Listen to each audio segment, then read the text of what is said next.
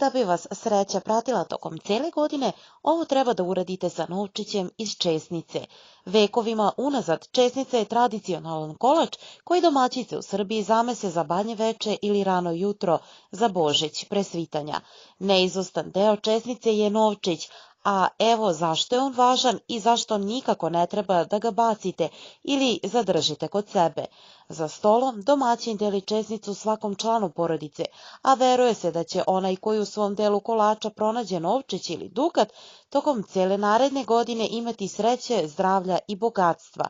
Po predanju, svi članovi porodice moraju da pojedu svoj deo česnice kako bi u njihov dom ušla snaga i zdravlje, a onaj koji pronađe novčić nikako ne sme da ga baci ili zaboravi.